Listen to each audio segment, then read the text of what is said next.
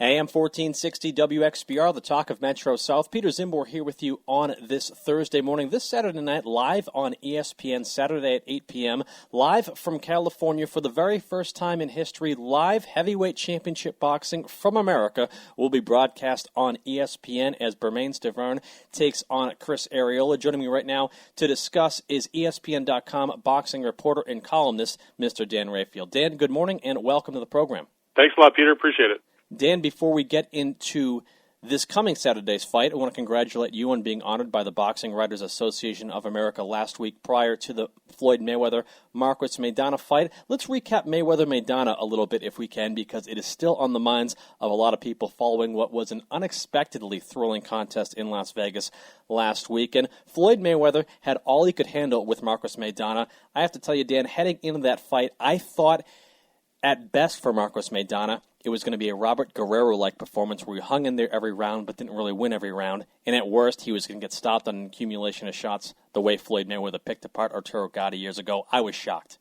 You know, you had pretty much the exact same sort of thought in how this fight would go as I did. I thought that Maidana would hang in there because he's determined and he's very strong and he's a good puncher, and so Floyd would have to be certainly wary of getting hit with something unexpected. But I thought ultimately, you know, he would break him down, win a lopsided decision, or like you said, maybe even stop him at some point because, you know, that if you look at the way Maidana throws, he's so wide open with his punches, and Floyd's punches are so straight that you figured eventually when he's looping one of those big shots that Floyd's going to counter him inside and catch him. It didn't happen like that, but I do give Floyd a tremendous amount of credit for making the proper adjustments and going out there, and although competitive, you know, he won the fight in my eyes and, you know, the eyes of what seemed like almost everybody else at ringside, even though people gave Maidana rounds. So, you know, maybe he came up slightly short on the card, but came up short nonetheless. At the midway point of the fight, I was sitting next to my buddy Ed Anderson, who owns 8countnews.com. I said something I don't think I've ever said before. I said, is it just me, or is Floyd Mayweather trolling on cards at the moment? Now, like you said, Floyd did readjust and did ultimately win the fight. I think that's clear and definitive to most people who watched the fight. Interesting post-fight comments from Floyd Mayweather where they asked him about the competitiveness of the fight, and he said he wanted to give the fans a show and he wanted to make this an exciting fight, almost as if he willingly allowed Marcos Maidana in the fight. I have a little bit of a hard time believing that Floyd Mayweather let Marcos Maidana get that much ahead in the first half of the fight, only to readjust and win the second half. It seems preposterous to me. Yeah, listen, it seems a little bit funky to me also, and he sort of said the same thing, not necessarily in terms of the way the scorecards were, but he talked about, if you recall, after he fought Miguel Cotto, which was a little bit more of a physical, tough, you know, action-packed fight compared to your normal Floyd fight. And he also stated that he wanted to give the fans what they wanted. Even though he was clearly winning the rounds, it was still a fight where he took a few more punches than typical. I would say it like this. Whatever the reason were, whether it was because he did it by design, or maybe Maidana just had a great night and Floyd, you know, took him a few rounds to get going, or Maidana's just a lot better than we thought he was, or maybe Floyd's starting to slip a little bit, whatever the reason is. At the end of the day, we got a tremendous fight. If you paid your money, you got yourself a good show. Floyd still was the winner, and he showed that he can win a fight that's not necessarily going entirely his way. The way I looked at it, I think I wrote this in one of the pieces I wrote after the fight, sort of like Floyd Mayweather is damned if he does, damned if he doesn't. If he goes out there and he wins 12-0 like everybody expects him to, it's a boring fight and people are upset. And if he goes out there and he puts on a slugfest like he did with Maidana and he wins, people think, oh my God, Floyd Mayweather is starting to get a little shot. Can't have it both ways. So whatever it was, I enjoyed the fight. Good for Floyd, he won. And you know what? There's a real decent chance we'll see a rematch in the fall, even though I don't really think it's necessary because he did win, but a lot of people probably would like to see it again. Yeah, in the 12th round, Mauro Ranallo, who was broadcasting for Showtime, did mention the word rematch, and I think a lot of people concurred based on the fact that Marcos Maidana did much better than anticipated. The other option that seems to be on the table for Floyd Mayweather at the moment is Amir Khan, who won on the undercard against Luis Collazo. I ask you this, if not a Marcos Maidana rematch, what else? Because obviously we know that a Pacquiao fight that everyone wants to see is highly unlikely. Right, that's the problem. There's, you know, that's like sort of the 800-pound gorilla, so to speak. That fight is what people want to see, but it most likely won't happen. So now you have to look at the rest of the landscape. So you have the prospect of a rematch with Maidana. You mentioned Amir Khan, who did look very good, I thought, on the undercard in the victory against Collazo. Dropped him 3 times, survived some hard moments in that fight. Looked, I thought, very strong in fighting as a welterweight for the first time, you know, full-fledged 147 pounds. After the fight, Amir, although reiterating the fact that he would love to have the match with with Floyd, a fight that he thought he was going to be the guy fighting him this past Saturday night, but that didn't work out for him. The issue that he has is because Amir is a devout Muslim, he will observe Ramadan come this summer, July-ish, August, where you're fasting for many hours a day, you're not drinking many hours a day. And he said that even though it will be over a month or so before there'd be a fight, his point is he needs a month to get his body back in shape after that situation where you kind of get all thrown off with your metabolism and the whole thing. It's, kind of hard to come back after that. Plus, he would be in training camp already. So his point was if Floyd insists on fighting in September, which he does, that he probably would not be available to do that fight based on his religious observance, that he would be more likely to fight him perhaps a year from now in what presumably would be Floyd's May fight in 2015. So if Khan is truly out of the running, that would leave Maidana, and then you'd have to look at the other candidates. But none of them, all of them would be interesting, but I don't know if any of them have big enough name just yet. Talking about guys like Sean Porter, who has a mandatory this summer that would probably keep him from that fight. Keith Thurman, who also has one of the interim belts. You're talking about a Danny Garcia if he decides to move up for his next fight from 140 where he's the champion. So they have a lot of good names, but not anybody that's like a big name. Maidana is probably the best of them at the moment based on his previous track record in fights and the excitement he's brought and how he performed against Floyd on Saturday. When we spoke with Al Bernstein last week here on WXBR, we did discuss this, and this was something that I avoided being part of the narrative of my interviews when I had boxing guests on in the past because we have a mainstream audience here on WXBR, and I did not think it was of much interest to our listeners. However, with that being said, it has come to the forefront, particularly last week in the build-up to the Mayweather-Maidana fight, that there was a bit of disagreement amongst the higher-ups with Golden Boy Promotions, the promotional outfit which has worked almost exclusively with Floyd Mayweather in his most recent fights, as to what direction they wanted to go in. Mainly, there was a disagreement between Oscar De La Hoya, who is the major stockholder within the company, and Richard Schaefer, the CEO.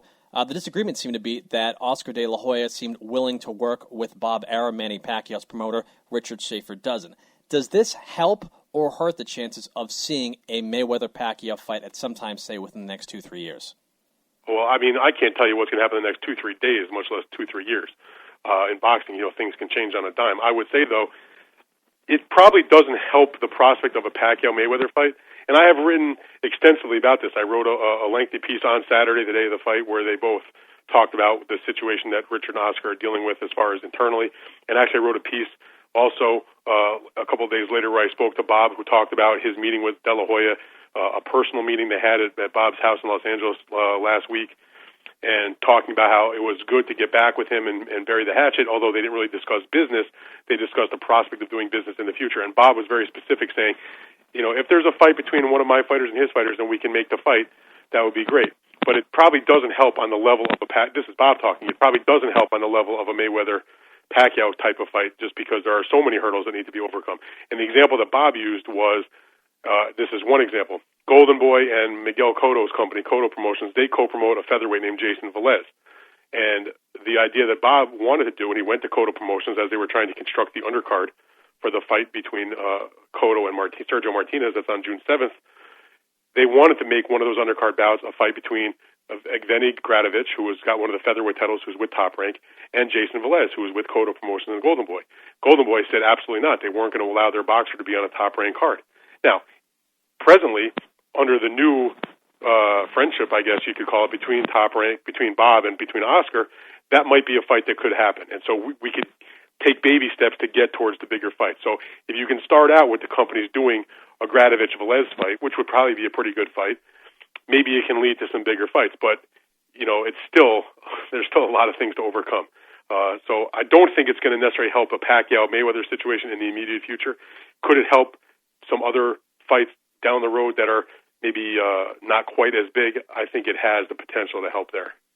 And if people want to know the backstory behind this entire beef, they can look at the archives of Dan Rafael and ESPN.com. We don't have nearly enough time in the entire broadcast this morning to go through that. We're chatting with Dan Rafael of ESPN.com here on WXBR. This Saturday night on ESPN, heavyweight title fight between Bermane Stiverne and Chris Areola. Dan, this is a rematch between these two fighters who previously met in a title eliminator at the time, thinking the winner would get a crack at Vitaly Klitschko. Vitaly Klitschko has since vacated his title and retired to pursue a political career in the Ukraine, which certainly has a lot of political unrest at the moment. Stiverne won that fight against Areola fairly easily, and it came as a surprise to me.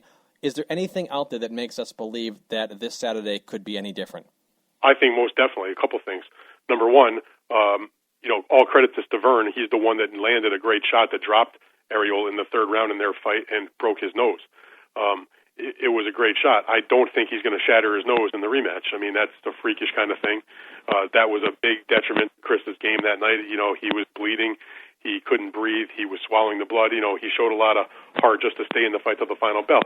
You have to believe if the injury doesn't occur, that it's not quite as bad of a night for Areola. So I don't take anything away from Stiverne. He caused the injury with a punch, so it's not a knock on him. Just saying the chance of that happening in that same fashion again are not, probably unlikely. The second thing is, and this is something that Chris has had problems with in the past, where he hasn't focused or trained. I mean, he's skipped training camps, sparring sessions, and not showing up at the gym, and not come in the best condition. That happened in the Adamek fight, for example. It was similar to that in the first time when he fought for the title against Vitaly Klitschko back, a few years ago. He showed up for his recent fight against Seth Mitchell in excellent shape. When he fought Stiverne the first time, he was not in the best shape. By all accounts, from his trainer, from my own eyes, because I've seen him and that sort of thing, he's in much better condition for this fight. He went away to camp as opposed to training in his hometown, which is always a problem.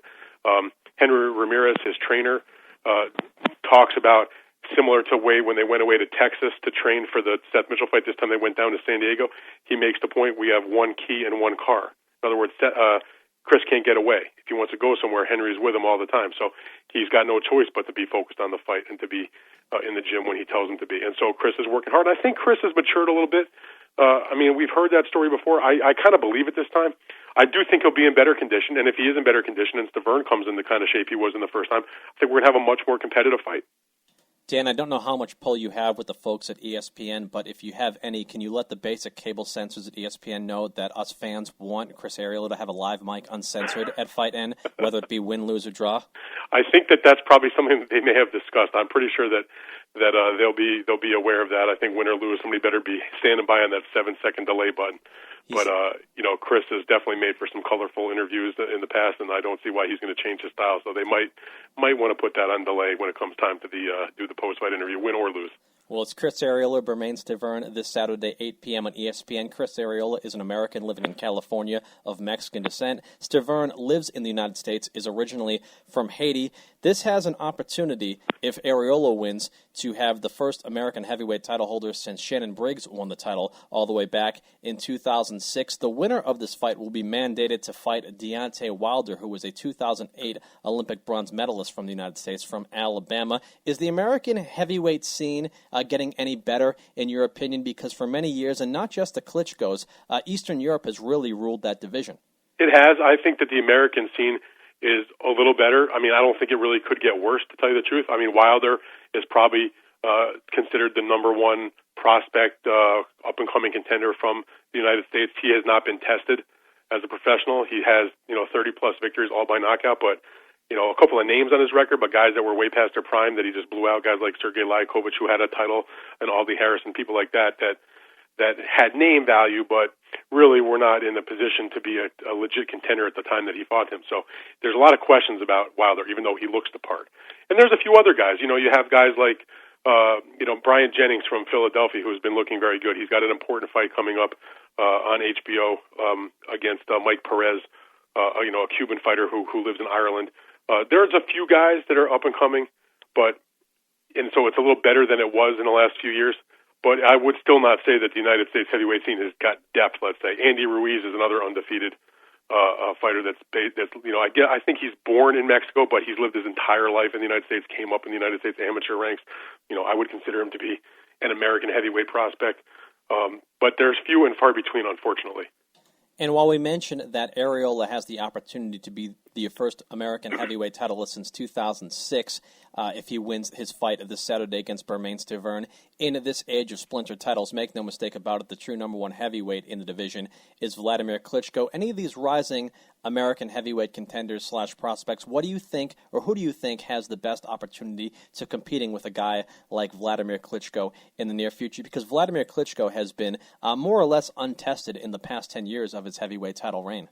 I think there's a reasonable chance that the guy that emerges from the fight on Saturday that we have on ESPN has a chance to maybe be a guy to fight Klitschko to try to unify the 4 titles. It's a fight I know Vladimir Klitschko wants. I think the winner of that fight would want that fight too because it would represent by far and away their biggest payday. The question is, will the sanctioning organization allow that to take place rather than forcing the mandatory with Wilder, who they've already said is the mandatory? So maybe there'll be a business deal that takes place, to step aside or something along those lines. Keep in mind, of course, that Wilder and Areola have the same manager, Al Heyman, so there definitely could be something that could be worked out potentially on that side of things. If Stavern is the winner, I can't imagine him not wanting to fight Klitschko. So my hope is that whoever emerges from Saturday's fight, they can work it out where Vladimir can have the fight against that opponent, and it would be the biggest heavyweight fight that you could make. It would also be, according to what the Klitschko people have told me, that would be a reason for Vladimir to come back to fight in the United States, because it would be a big event over in this country where he's been looking for that kind of fight for a long time. And the reason he has stayed primarily in Germany for so many years is because that's where the fights have made sense. There hasn't been a big significant fight to come to America for. If he's fighting against an Areola or a Stavern, it would make sense for him to come to the United States to try to do a big event. So we'll have to wait and see what the organizations are able to work out following Saturday's fight. And it probably makes the most sense at the moment that one of these fighters who emerges from the crop of Areola, Stavern, and maybe Deontay Wilder in the mix would be the likely challenger for Vladimir Klitschko, because not only have the Klitschko brothers wiped out the American scene in their heavyweight title reign, you look at who else they fought, it seems like ages ago that Ruslan Shagaev and Sultan Ibragimov from Eastern Europe were viable contenders, and the Klitschkos just laid waste to them as well. It's not necessarily their fault, they're just wiping out everyone who's put in front of them, and there's really a huge separation between the top and what's second to best. No question. I mean, look at the guys that Vladimir has fought. You can sit here and you can nitpick and say he didn't have Joe Frazier or Muhammad Ali or George Foreman. You cannot just go like on you're at dinner and you order dinner off a menu and say I want this, that, or the other. You can only fight the guys that are there. So when he fought Shagaev, Vladimir, that is, he was undefeated. When he fought Ibragimov was undefeated. When he fought David Haye had a title. He unified. Same thing against Ibragimov. So he's fighting the top guys at that time. It's not his fault though that they are these guys that are there. They're not the future Hall of Fame superstars. But when you rack up 16 defenses and you don't get tested in any of them, that's still pretty darn good. Alexander Povetkin's another guy. He was undefeated. He had the regular title, if you will, was an Olympic gold medalist, the same way Vladimir was. A lot of people thought that'd be a competitive fight. Now, it was a crappy fight, but Vladimir won going away. He scored 4 knockdowns and won basically a shutout. So I'm not sure what else he can do. He's knocking out most of his opponents. He's winning the fights going away, and people still disrespect him. I find it to be mind-boggling. It is incredible in retrospect that a bunch of people gathered in my friend's living room to watch him fight David Haye. That was actually anticipated. Afterwards, you would have said, my God, it was the most boring thing ever, and one guy didn't deserve to be in the ring with the other. But at the time, it was a very anticipated fight. And Klitschko made it look easy, Peter. He did, absolutely. One-sided whooping. A one-sided whooping indeed. We're chatting with Dan Rafael of ESPN.com. Heavyweight title fight this Saturday night on ESPN at 8 p.m. Bermane Stavron versus Chris Areola. Dan, before I let you go, I want to mention to the listeners that you are the king fight freak. You have a cult phenomenon amongst boxing fans. You are the Grateful Dead of boxing. They follow you wherever you go. Your ESPN.com chats, which take place most Friday afternoons on the boxing page of ESPN.com, have proven to be amongst the most entertaining things in the history of chat online. What are some of the more interesting things that people have written to you that you've not been able to publish, or what's something that stands out in your mind that you have been able to publish that still stands out after all these years? Oh, my God, I get so many wacky things. There's a lot of things I could never publish. It is a family website, of course. What I regret, actually, is over these years that I haven't saved some of those absolutely insane posts people that put in, people who threaten you, people who curse like crazy, people who make, just say terrible things, somewhat amusing to me. I'm like, if you hate me so much, why are you even here wasting our time?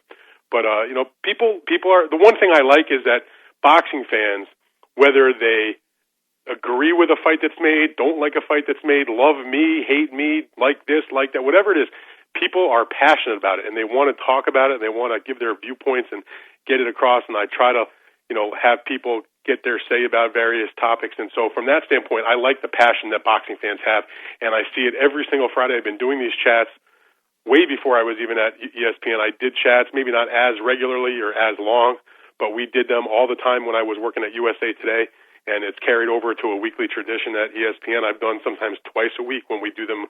Occasionally we do late-night chats on Saturdays after big fight cards that I'm not attending in person because I'm home, as opposed to being at ringside and not being in a position to do a chat.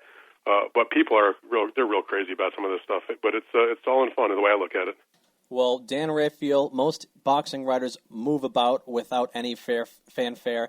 You, on the other hand, at a boxing event have to get stopped by boxing fans everywhere you go. Some of your fans are so nuts that you could actually put out bobbleheads, and people would probably buy it.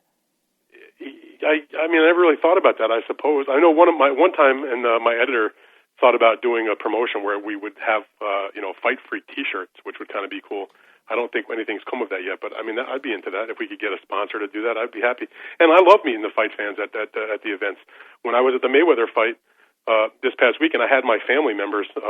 There was myself included, as well as my wife and my 1-year-old son, and many other people in my family. There was like 11 of us total, and so a few of them, kind of tagged along with me to see, how I do my work and everything. And so they were standing with me outside the media center at one point, and my sister got a big kick out of the fact that there were some boxing fans who recognized me that decided to come up and wanted to take pictures and knew who I was. So she got a kick out of that. So, I mean, if my family can enjoy that, and I always like meeting the fans too, so it was a good time. The Grateful Dead of boxing writers, we'll coin them here in WXBR. That's Dan Rafael of ESPN.com. Dan, thanks so much for joining us this morning. Any final words for our listeners before I let you go? I just hope everybody tunes into ESPN Saturday night at 8 o'clock Eastern Time, and hopefully we get a great heavyweight fight. That's Dan Rafael of ESPN.com joining us here on WXBR. We'll step aside for a quick break. Mike Pava brings us a local news update. Stick with us.